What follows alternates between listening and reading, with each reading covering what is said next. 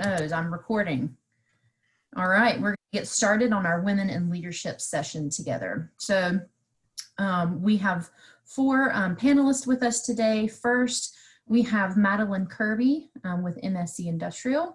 She is an alumna of the Walker College of Business, and she is also an alumna of Women of Walker, the organization that I was just speaking of. Madeline, will you give everybody a thumbs up so they know where you are?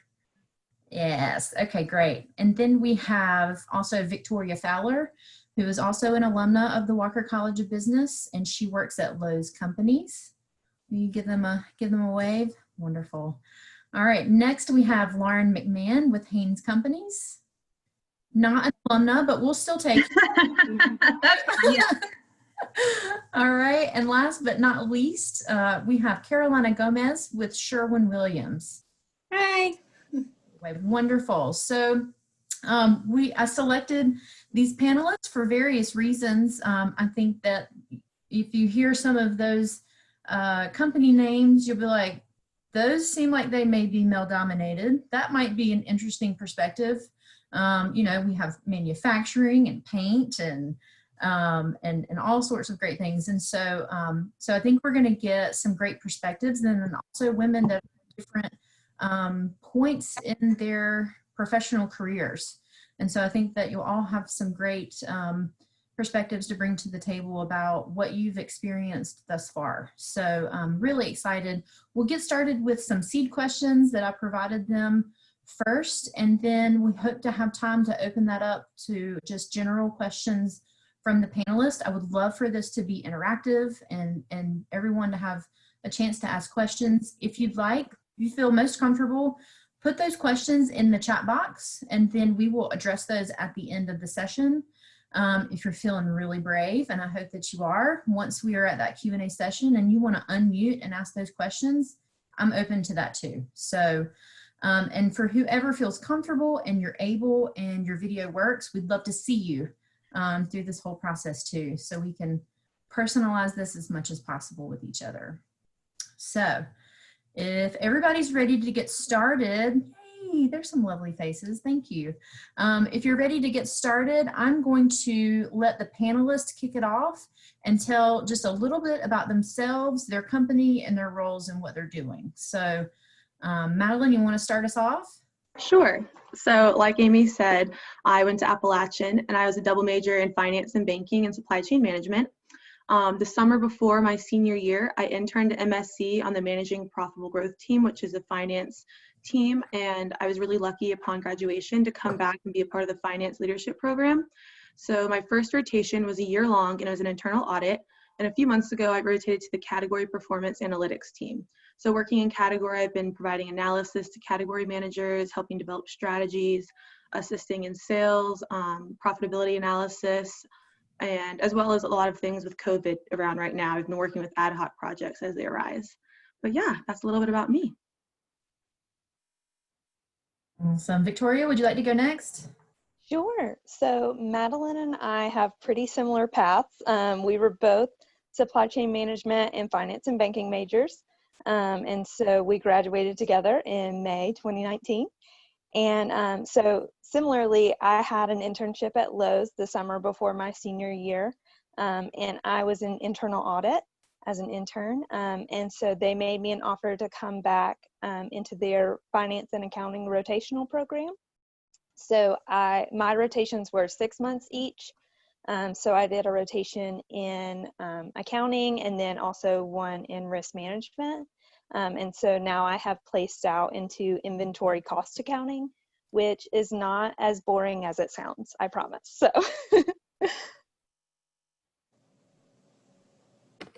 Excellent. Lauren, would you like to go next? Would. Thank you, Amy, for asking me to be here and putting us all these strong women together. I appreciate that. So I've been with Haynes Companies for 8 years. Haynes is not Haynes brands, so it's not Michael Jordan, the fabric underwear and the clothing. At one time they were brothers, but they've since split. My company, Haynes Companies, is in industrial fabrics. So you will find our fabrics in furniture and bedding applications, as well as in the construction industry. we're entering into new platforms all the time, like automotive, medical, packaging, etc. My story is I started at a branch. We have 50 locations around North America. I went from driving a forklift and being in sales because that's what was needed. So very male dominant. I just helped where I could, and that meant a forklift. So I got forklift certified. I helped for 3 years building a branch from the ground up. I transitioned to corporate 4 years ago and was asked to join the human resources team 4 years ago. So my current title is Human Resources Manager. I oversee the West Coast operation for human resources, as well as our corporate headquarters and corporate campus here in Winston-Salem. And our company, looks at labor and as one of the main 3 buckets of cost. So we have inventory, we have logistics, and we have labor. And so my main bucket is labor, of course, and we see it as an integral part of everything we do. So it's been a great experience, and I love what I do. Lauren, thanks for being with us. And we'll save Carolina. You're up next. Thank you, Amy. I work for Sherwin-Williams, and I graduated from College of Charleston. I've been with Sherwin-Williams for the last 10 years. I'm coming up on my 10th anniversary. Currently in my role, I am the district sales manager for the Asheville area, but really I cover all of Western North Carolina. And I work with the sales team. There's 15 of us, and we cover different market segments, from working with homeowners to working with contractors. And I also have a strong role in the development of our new young talent. So I'm heavily involved in recruiting when we visit local colleges, and also play a strong role in their development when we hire them on. And we strategically train them to understand our business from the store side, but also they learn what my reps do in the field. So when they've spent enough time in the store, they can come into the field and be sales reps. And it is very much a heavily dominated male industry. So I'm happy to be a part of this panel to help empower some women. Thank you for having me. Yeah, absolutely. Thank you all for being here today. So yeah, it's very interesting. There's a lot of different industries within business that are male dominated.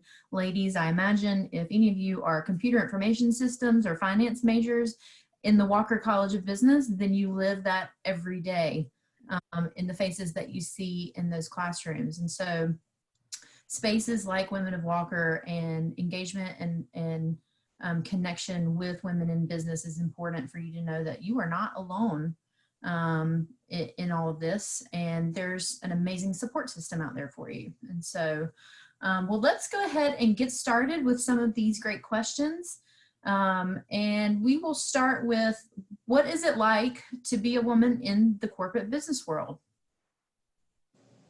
Things that maybe you didn't know before you got here, but what is it like on the day-to-day? And hopefully there'll be some inspiring stories that it's not all that bad, right? Lauren, would you like to start us? I can start off with that. So for me, my corporate journey didn't really begin until 4 years ago. So my career has been with Haynes for 8 years. So half of it has been at a smaller branch, half has been in corporate.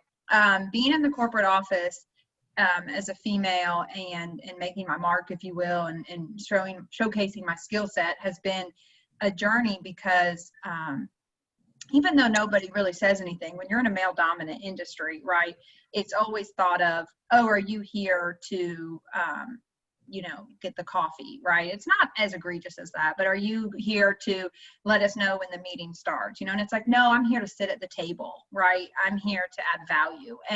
And the exciting part at Haynes and in our company is we have a couple really strong women who have come before me and who have been empowered from our management team on a senior level. And so when I came on board, some of those ceilings were broken. And so it was me just showcasing that confidence and saying, I'm going to do this and watch me go, because you might not bet on me because you don't think that I can win this race, but that makes me want to grind harder and work harder. And so for me, the experience at corporate has just been more of a, I know who I am as a person, and I'm excited to prove you wrong or to prove you right and show you that, yeah, women can do this. You know, part of our business is construction. Like Carolina, you know, it's in that industry where you wouldn't expect to see a woman have knowledge in that niche market, right? But being able to confidently raise my hand and add value, answer questions. You know, people might not say anything, but they might be thinking, oh, she's not going to be as tenacious. She's not going to be as confident and have as much grit as a male. Just because historically those tendencies tend to be thought of as being male dominant, right? And I kind of think of it in the sense of like colors. If you see a certain color, you automatically think female, male. And skill sets and personality types kind of go that same way. If you're thought of as a driver, it's tended to be thought of as a male dominant trait. And so you have to change the narrative. And so at my company, I've been fortunate to where that ceiling's been broken already. My manager specifically, our vice president of human resources, is a female. And she has a seat at the table, and she is incredible. And so I'm fortunate to follow in her footsteps. But I've seen other women in our company rise up, and it's exciting because they aren't afraid to show those skill sets. I don't have to be this certain way. And so the experience, in my opinion, for women in the corporate world is just, if you have those traits and that's who you are, own it. Be confident. It doesn't matter if the person before you and before them was a male. Rewrite the story. And I think that just empowering one another and sharing your story, or talking about, you know, maybe I'm not as confident, what should I say? Have a mentor, you know, share your experience and lean on each other. Because I think that's one thing that women, I think, do really well, is come together and show that empathy, and they want to help each other. And I think that's incredible. Absolutely, Lauren. That was very well said. I totally What about you, Carolina? I agree with everything she said. I mean, it's very powerful to be a female in the corporate world, because the corporate world is so much bigger than working for a small local company, and you are influencing many, many people all around you. And like for me in Sherwin-Williams, yes, we do have a few female leaders, and presidents of some of our consumer or our other divisions. But in my role right now, like, I work with 8 male counterparts, and I'm a female minority. And to me, it's powerful because I can be a voice for our employees that are being hired right now. And people know that, hey, it's power. You can come join a corporate world and be in leadership and influence other people and keep moving towards positive change for those corporate companies. And you have to make sure that your voice is heard. You have to put in the time and the hard work, and don't be afraid to talk about your accolades, what you've done, talk about your experiences, and also have the ability to learn from things that don't always work when you try them, but keep going. So Madeline and Victoria, you guys are in a different point in your careers, right? So kind of just getting things started. So was it different than what you thought it would be, or? I would say at my level, personally, being a woman in the business world, I haven't felt that big of a difference with my male counterpart, just because at my company, I'm lucky to say our board of directors has 2 women, and we have 3 women on the executive board. We just named a new CFO who's a woman, but that's not true for everyone. I know I heard a stat one time where for large US companies in general, CEOs named John outnumber the total number of women CEOs. So like just one guy named John are more than all the women CEOs. So I completely understand that's not like that everywhere.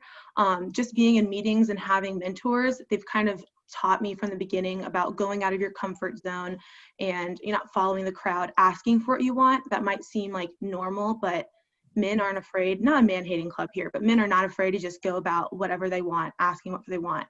But if you want something, you should ask, like, I want to work on this project. Oh, I think this is really cool. I want to help. I think that is really important, just asking for what you want, being confident. I mean, I go to meetings. I'm not a metalworking person. MMSC is metalworking and industrial supply stuff.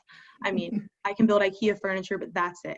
So whenever I'm going into these meetings, I'm confident about the numbers, I'm confident about my files and reports and analysis. Obviously they know that, but I'm going to come in with the confidence of what I know. So I think being confident is a really big thing. Asking for what you want, supporting other women, not comparing yourself to other people because you can get bogged down. Men don't ever look around. They're always just like head down. So we should probably steal that from them. I like it. Anything you want to add, Victoria? Yeah, absolutely. So I agree with everything that's been said thus far. For me coming in, it's kind of a little bit different. Lowe's, at the corporate office, we have over 5,000 employees. So we have a really large pool. And so I am blessed my group is all female, which is one of the few accounting groups that are like that. But I have some awesome mentors that I look up to, that I go to for just random questions or life advice or anything like that. My manager is super helpful with all of that stuff. But I will say, coming into the rotational program, I was one of 2 girls out of like 15. And that's mainly because the applicant pool is male dominated. So I don't know if it's, coming out of the College of Business, mainly we have males. Plus, I think women are afraid to just go for it and put in that application and, try to get that job over one of the men that have also applied, because we're just as qualified as they are. But I think that is definitely something that I saw coming in. I was able to participate in the interview day as the interviewer. And so seeing all the applicants come in, the females tended to be a little more timid and they really weren't sure about it. But I think we should just, empower one another to just go for it and be confident in yourself, just like everybody else has been saying. So just Excellent. ditto to all of that. Very good. Very good advice. So this brings me to my next question. What attributes do women bring to the table that are valuable? Not to say that men don't, but what does being a woman mean, and what are those values that you bring to the table, or you think that you do in your roles? I would say sometimes what's perceived as gender roles are really personality traits as well. So I think the emotional intelligence, women are much more keen on that than men. Working well with the team, adaptability, flexibility. I think actually I've noticed this a lot. Women are almost pushing off the credit. They're like, no, like we all did it together. Whereas men are like, yeah, they helped me, but like I did it. Like this is mine. So I think a balance in between there is good, where women can take credit if they did do that, but men aren't like necessarily taking ideas, but just being confident again. And I think it says a lot about you as the leader if you are saying that your team helped you, but also knowing when to take the credit. You shouldn't be afraid to take the credit. But yeah, I think we are more empathetic and compassionate too. I agree. Also having strong communication skills to go with that emotional intelligence. I think we ask more questions. We do follow up. I think that's something strong that's just been naturally built into being a female. We're not afraid to talk. Also determination. I do feel like maybe it's a strength and a weakness sometimes of our determining factor is we're not afraid to pile on the work as long as we get it done and someone gets what's needed right away. And I think that's something that's really helped us move along on the leadership ladder and being resilient with that. Good point. I think in my experience, I work closely with the logistics group at Lowe's, which I actually worked for C.H. Robinson in a previous internship, and I worked on the Lowe's account. So I got to know the logistics from the outside perspective. And so when I came into Lowe's, I was super excited because I was able to partner with the logistics group and still be in accounting. And so when I work with that group, it is male dominated. And there's often things that I think about differently, or that questions that they wouldn't have thought to ask about certain things. So I definitely see, just like Carolina was saying, just like the different perspective and the different way that we think about things and follow up with things has definitely benefited me in my position. Yeah, and the only thing I would add to that, because those are all empathy, emotional intelligence, compassion. I think, women just tend to listen a little differently than men. And one thing that I've noticed, and personally myself, I'm a mom of 2 kids, a toddler and a 9-year-old.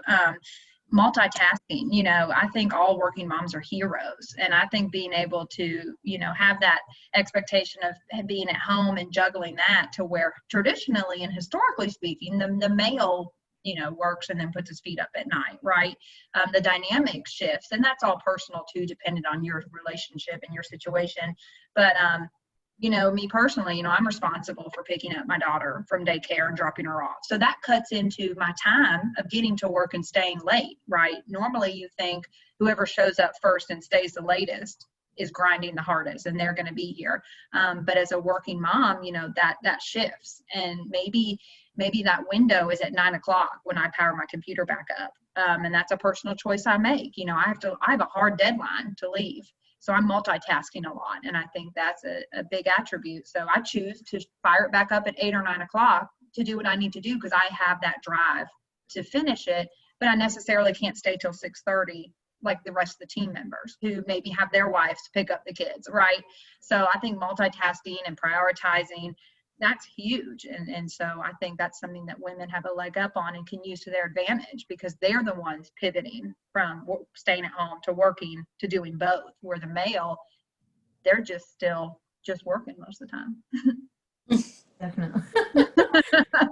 So, and it sounds like there's a really big trend in this emotional intelligence and our active listening skills. And I want you all to think about maybe the differences in how little girls are raised, right, versus maybe little boys. And I'm not saying that's across the board. I don't want to make generalizations, but as little girls, we're taught to be caretakers, right? So you have your little babies that you take care of and you love and you nurse, and so we go through life being caretakers of other people. And so we take that, I think that carries on to our team, right? So I have a desire and a need to take care of all the people on my team, and that in itself is being a really amazing leader, right? So I think that there's something to say with how being thoughtful when we have our own children. I have a son, and so I'm trying to relay some of those traits to him. I want him to be a good caretaker too, because that's going to make him a really great leader one day. So just something really interesting to think about, why we bring different values, or what values we bring to the table, and why, and what's impacted that. So so I want to hear from each of the panelists if your companies have resource groups or affinity groups that support women, and do you find value in those? Are you participating in them?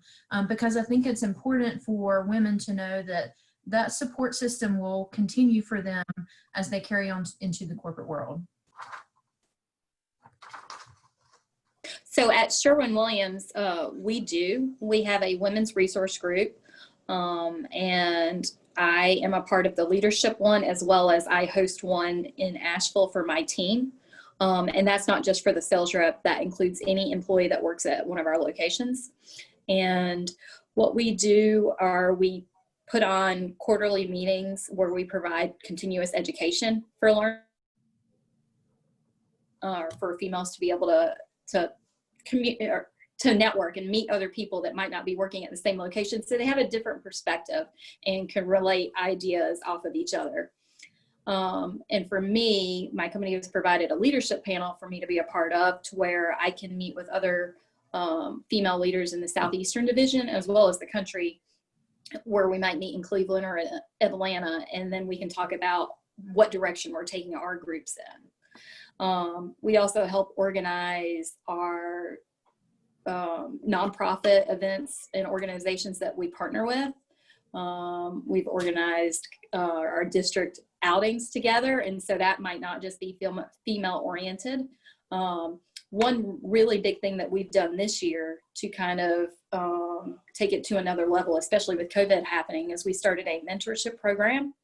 And so we've partnered our greener, newer female employees with some of our tenured female employees, and also giving them an opportunity to have a mentor that might be male, just someone that's been tenured with a company that has a proven leadership or mentorship with employees and their development. And so we've asked them to take time once a month to have coffee and talk about anything they want. And that's really worked well, especially during this time. Excellent. Kind of going off that, we don't have specific groups, but we do have, I'm a part of 2 women-led mentor programs. One was through the company and one was kind of organically. She was who I worked for over the summer when I interned, and then when I came back, I asked her to be my mentor, and it's worked out. I've gotten to meet, I guess, bi-weekly with each of them.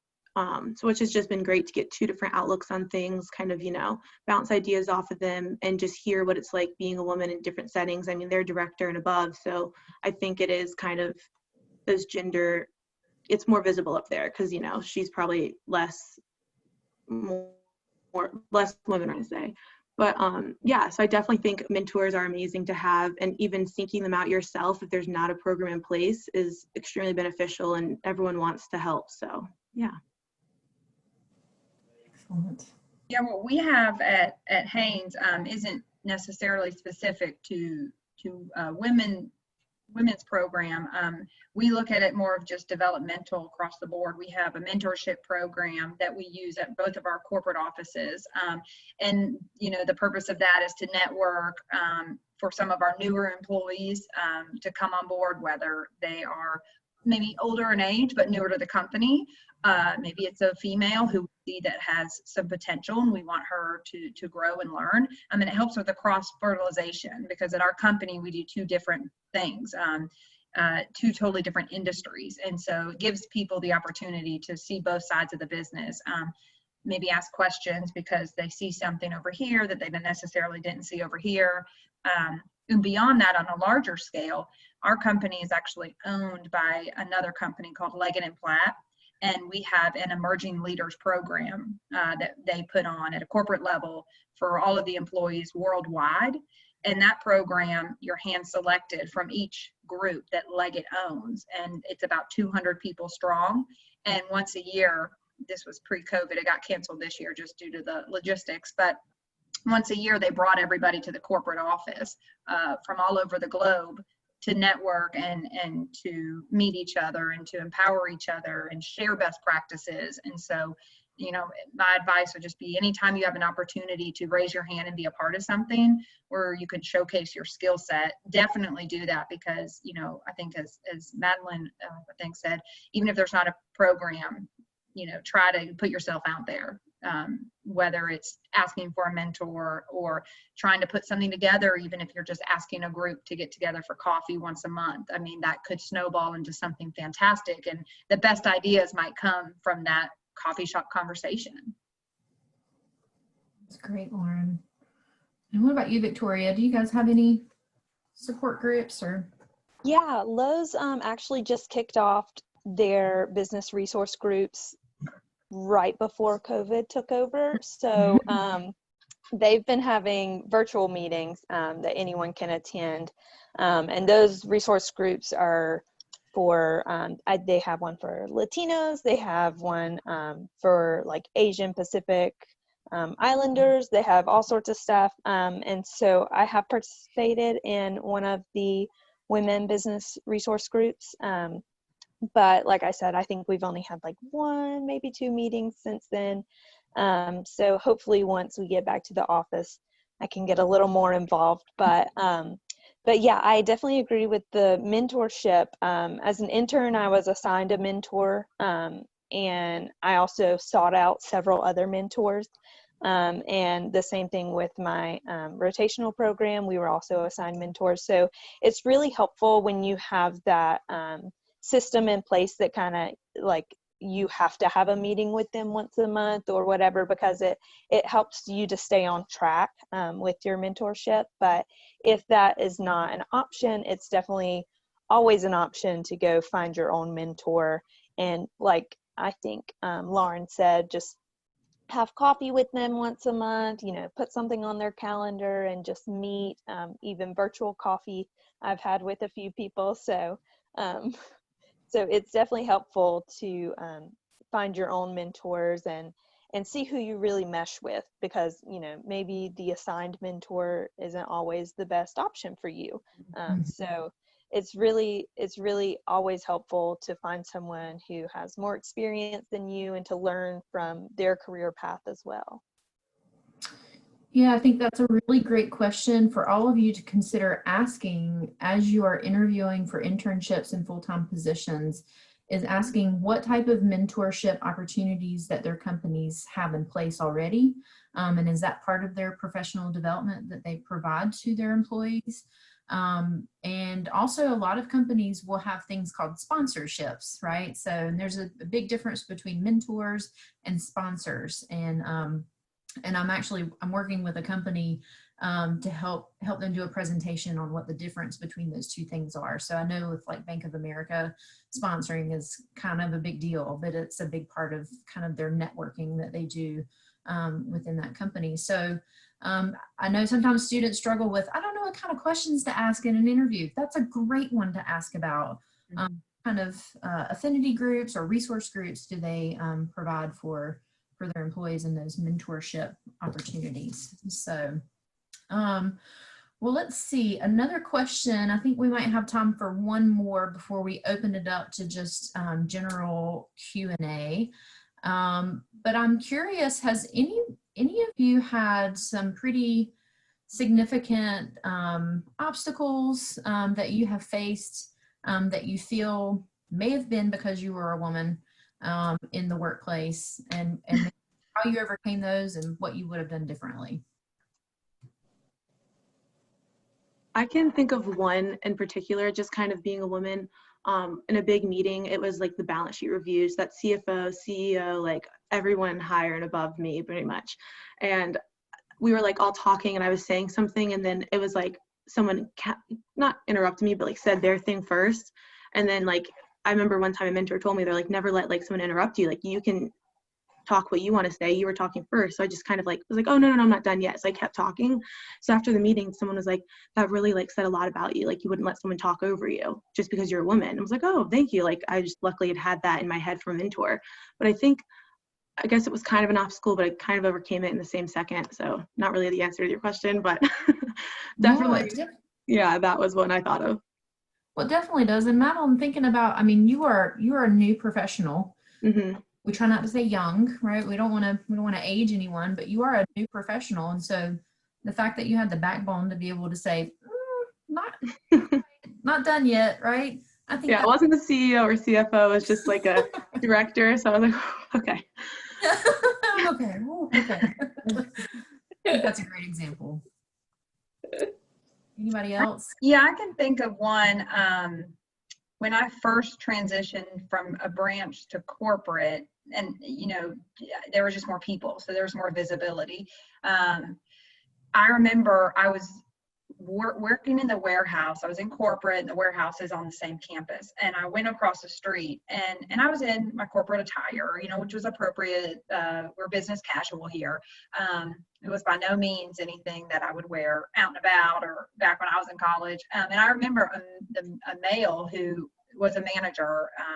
He's since left. He went to my boss and complained about what I was wearing. And he said that I was giving the machine operators something to talk about. And I remember being taken aback because I was like, what was I wearing? I remember it was winter and I had a scarf on. So I knew that, it was just that question of, well, I'm not going to wear a potato sack, and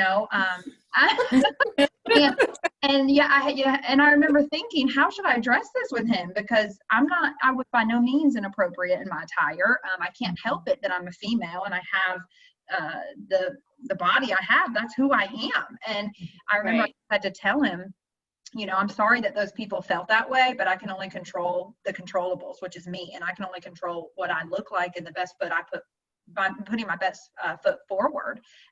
And, if people think a certain thing about me, then that's something we can just handle offline individually, but I'm not going to change who I am in my attire just to appease you. And, having to hit it directly head on and having, him just understand that, this isn't anything inappropriate. This is just a woman in the workplace. And you know what, maybe my clothes do look differently than yours, but that's okay. And just hitting it head on and really just taking time to think about it, because I had to remember, he wasn't coming from a place of malice. He wasn't trying to be hateful.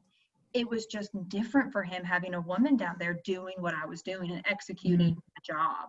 And I just had to sit there for a minute and get over the angry part, right? Because I just want to go bite his head off and just say, if you have a problem with the way I look, then you just need to close your eyes. But I had to really think about it. And as Madeline said, like, you have to think about those conversations you have with your mentor. And I went to her and just said, I'm either going to like pop off on him because that's incredibly inappropriate, or I can handle this with some grace.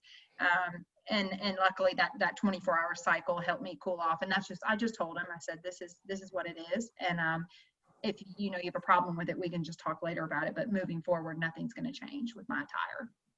And he hasn't said anything since. It's been 4 years. Wow. Got the high road, but that's that 24-hour rule is important. Very important. Oh yeah. It helps you take that high road. Yes. Oh, for sure. Carolina or Victoria, anything you want to add? I can recall some obstacles early on in my career. When I transitioned from an assistant manager to taking over my own store. And I had a male assistant manager and 2 male part-time employees that also worked for me.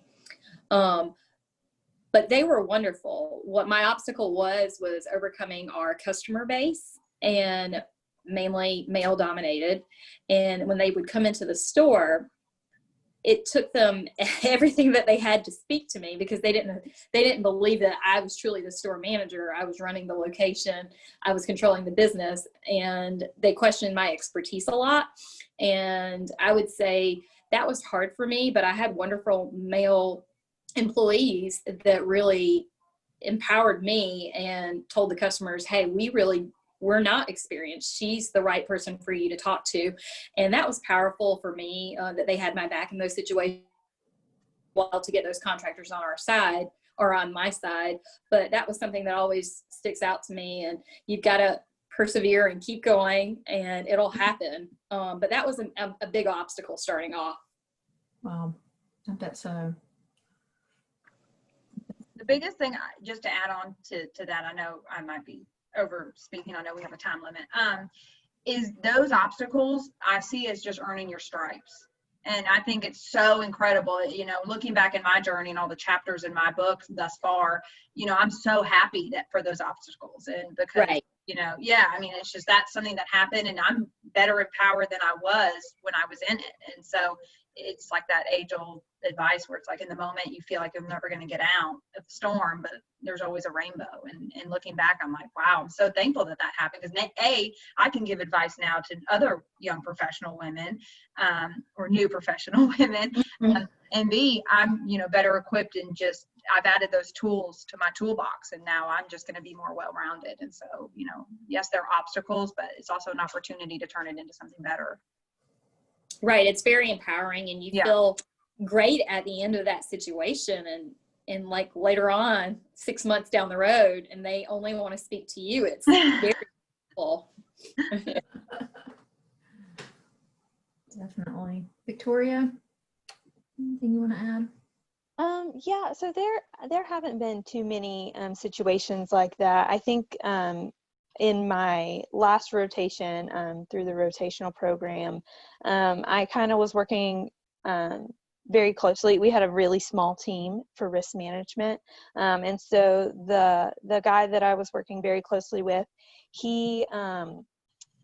his previous we were called FARs in the Finance Accounting Rotational Program. But his previous FARs had all been male. He had never worked with a female FAR before, so he kind of didn't really expect me to be able to keep up, I guess. So he didn't really give me much work, and I would get it done in like 5 minutes and go back and be like, okay, what's next? Like, let's go again. And he would be like, you're done already? And I'd be like, yeah, okay, what's next? What can we do next? And so it kind of took him a little bit to get adjusted to that. And by the end of the rotation, he said I was the best FAR that he had had thus far. And I said, see, told you. Love that. That is fantastic. All right, so I want to open it up. I do, of course, I have a whole list of questions on the other monitor that I can ask, but I want to hold back to see if any of our attendees today have any burning questions that they want to share, either in the chat or turning off your mute, and let's hear your voice. Hi, I'm Adrian. I have one. Hi, So, Adrian. I'm a non-traditional student, so I'm a little bit older. So I do have quite a lot of work experience in very male dominated fields. And I have often, more times than once, had the experience where I've learned that a male is getting paid a lot more than I am for an equal role, or even the male professional has less experience than me and is getting paid more. What advice do you have for me ensuring going forward that this doesn't happen again, and that I can negotiate my salaries in leadership roles a little bit better? I mean, I love stats, so I have a stat on that. 68% of women accept the salary they're offered when more than half of men negotiate their salary offer. So I think right off the beginning, when you get your salary offer, I know that I negotiated mine, and every year thinking about a raise, going to them instead of waiting, that's definitely something that's worked for me. But I mean, it's also to be said that men are probably asking 10 more times than we are, just because they definitely know, or they feel that they're worth more. So yeah. That's So good. just to follow up on that, if you're not getting what you ask for, would you recommend just moving on from that company? I mean, like if you're not getting what you ask for and you know there's an income inequality, I mean. Yeah, I'm going to let someone else answer that, because I've only been in my company for a year. I can answer it with a little bit of a human resources perspective. That might be a little helpful. I would say, first and foremost, if it depends on the company. So if it is a private company, they have more, they have a longer leash to do what they want, whether it's right or wrong. You know, I think that's wrong. Let me just say that's wrong, right? But they might not always do the right thing, and maybe it is time to just part ways, because do you want to be part of a culture like that, right? That's who they are. That's awful again, but you know, I would say part ways. If it's a publicly traded company, you have to look under a different lens and say, well, they have to adhere by certain affirmative action guidelines, and those affirmative action guidelines include, you know, equal opportunity pay, regardless of gender, race, disability status, any of those, right? And so I would say, you know, have the conversation with your manager and just say, hey, based on my skill set and my qualification, this is where I believe I need to be paid, and have the discussion. And if you get shut down, go to your human resources representative and have that conversation. Like, hey, I have a problem with working, you know, the same job and doing the same thing and getting paid differently. And be prepared. They might say, well, you don't know, they do more.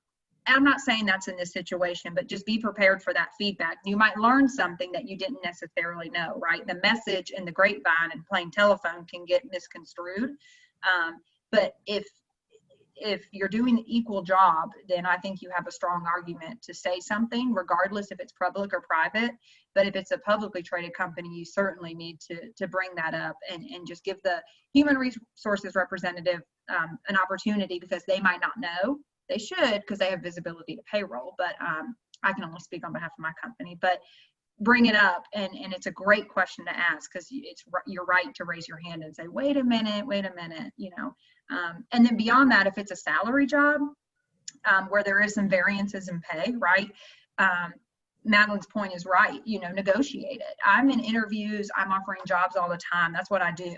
All the way from 15 an hour, you know, machine operators to 100,000 plus, you know, corporate level positions. I mean, it really goes that wide in our company. And I love that I get to dabble in both, because both are so important to what we do every day. But those corporate employees who are offered those salaried jobs, you know, 50, 60, 70,000, negotiate. If you think you're worth it, well, tell me about it. Let me know why. I want to know that you think you're great. And maybe we can't meet there. Maybe I can't get there, but we can meet in the middle. Or maybe I can put you on a short-term incentivized bonus structure plan. So you can prove it. And based on these metrics, we can get there. Because, you know, I think that a lot of it is proving your worth and what you're doing when you ask for it. But so certainly once you're on board, go back and say, hey, you know, this is where I'm at, and I think I need to be compensated here, and have the conversation.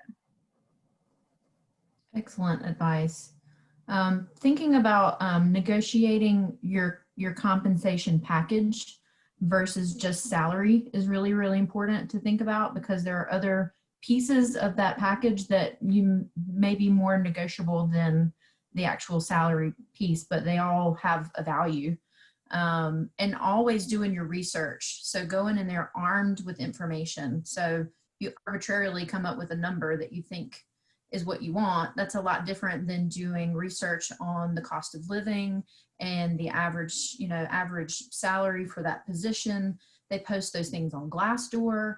And also the Walker College of Business collects that information from our grads. And we have about a 95% response rate to our survey. So our information is very accurate. So I can tell you average starting salaries by major and by industry, company. So come to your career coaches in the College of Business, and we have all of that data that we can share with you. And that's going to help you be really informed when you have those conversations and negotiating those. So we have 1 minute left. So parting pieces of advice before we leave each other. And I would love if our panelists, I think networking and connecting is so important. If you are willing to share your email address in the chat where you go. So if anyone feels empowered to reach out to you and want to connect for whatever reason, I want them to have the ability to do that. But parting piece of advice that you have for the women in this call today.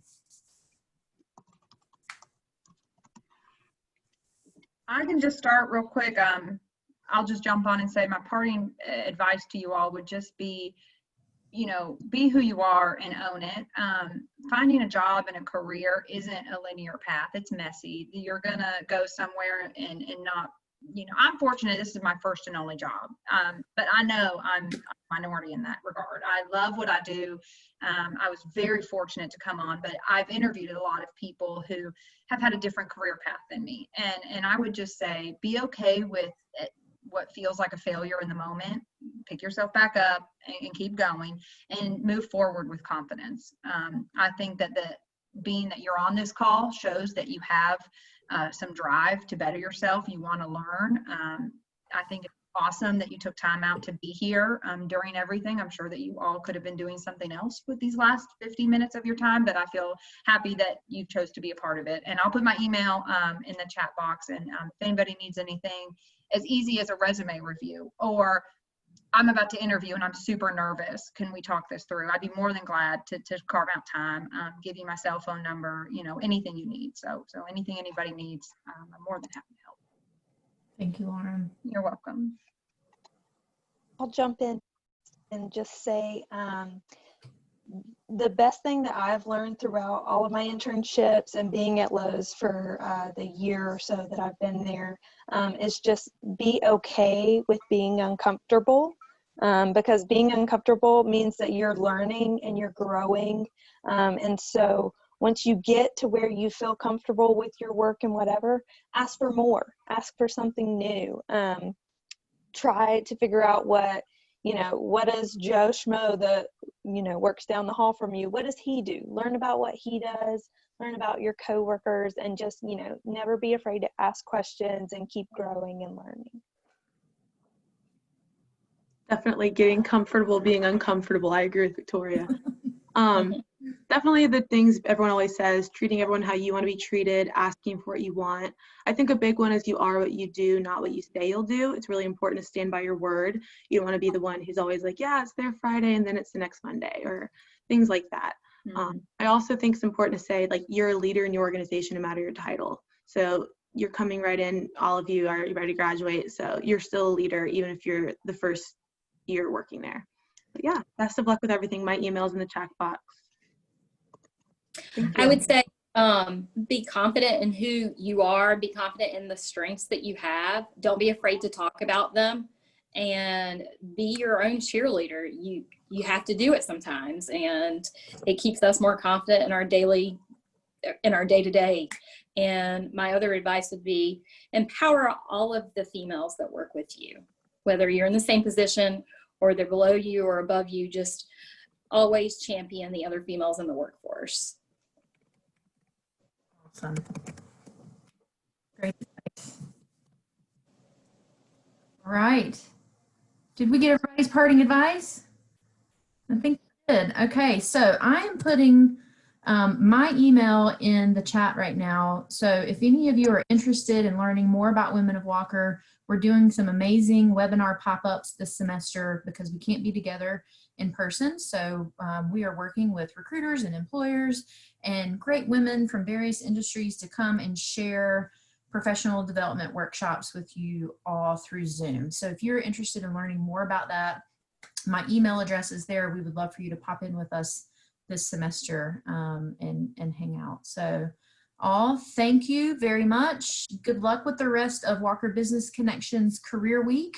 We hope that you have signed up for all of your sessions for Friday, all the group sessions and one-on-one sessions and all the workshops, mock interviews. And if you're not busy this week, it is your own fault because we have inundated you. I know that we have.